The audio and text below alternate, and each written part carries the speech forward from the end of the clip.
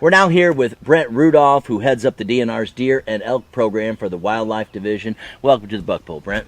Thanks for having me. You know, a lot of people are out there and they're talking about the antler restrictions. Why are some hunters pushing for the antler restriction? Well, you know, we've seen in Michigan and elsewhere, there's a growing interest of the hunting public to see more bucks, bigger or older bucks out there. You know, it's exciting to see them in the field. Obviously, a lot of hunters want one of them to hang on their wall, but even knowing they're out there for some people is enough.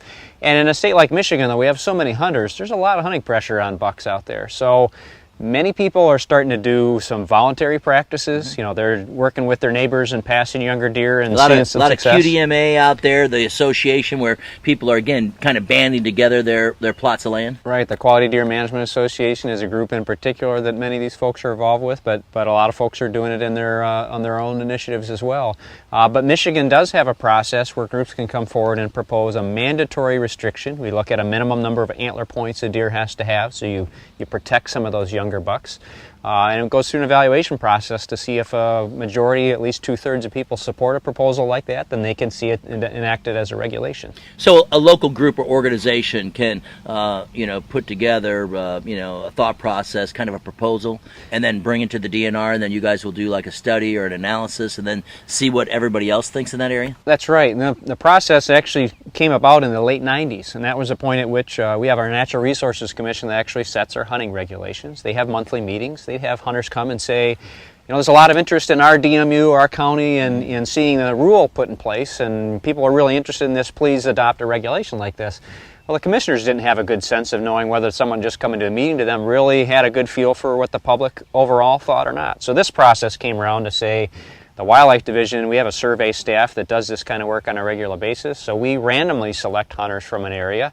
It's not then subject to just who you get your buddies to come to a meeting and shout and say this is a great idea. And we randomly select a sample of hunters and see if 2/3 of folks are supportive of a restriction that's been proposed. Then we recommended the commission to enact it.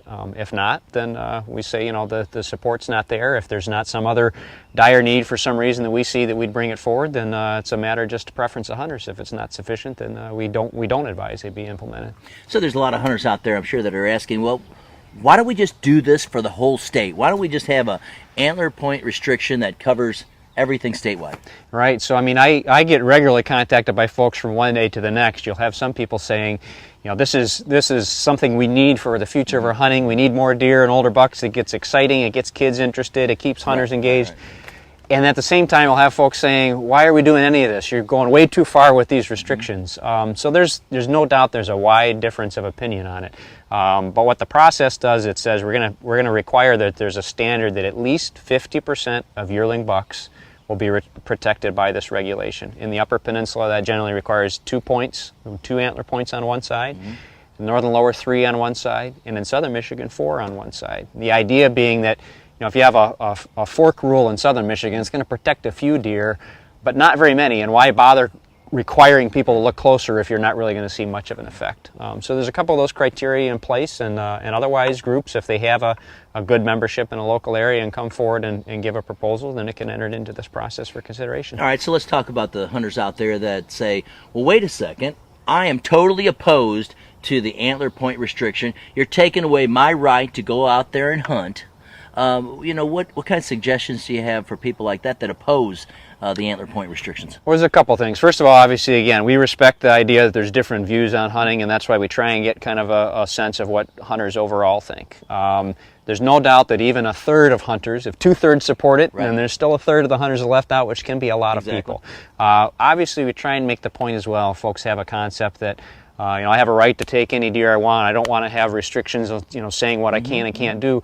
Well, there are a lot of hunting restrictions on what you can and can't do. We have seasons. You have to have a license. We have restrictions on a number of antlerless deer in different areas. So, yes, it's an additional rule that folks are not familiar with in many instances, but hunting is a sport that has a lot of responsibilities on the hunters to know the regulations, and in all instances to be aware of your target and what's beyond.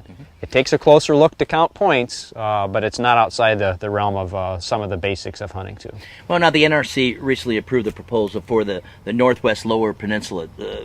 what will the APRs affect? How would it affect that area? What we'll have, there's 12 counties in northwest Michigan that were part of that proposal. They will be under a 3-point on a side rule coming this 2013 season. After 5 years, we'll survey to see if there's support sufficient to keep it in place as well. So that's a new regulation on the books. It's just the same that's been in Leelanau County for 10 years now. This will be the 11th season there.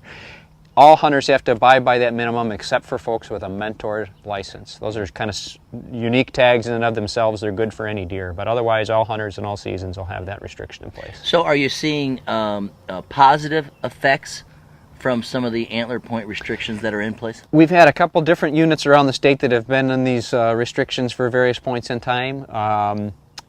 In the Leelanau County case, I think one of the reasons why there was interest in adding additional counties up there is that folks were generally very happy with their experience there. The initial survey just barely met the margin for implementation. The follow-up 5 years later saw growing support, so people were very pleased there. In other places, it may not match up with the expectations, and that's why we follow up a number of years later to see whether hunters still feel that it's providing what they expected.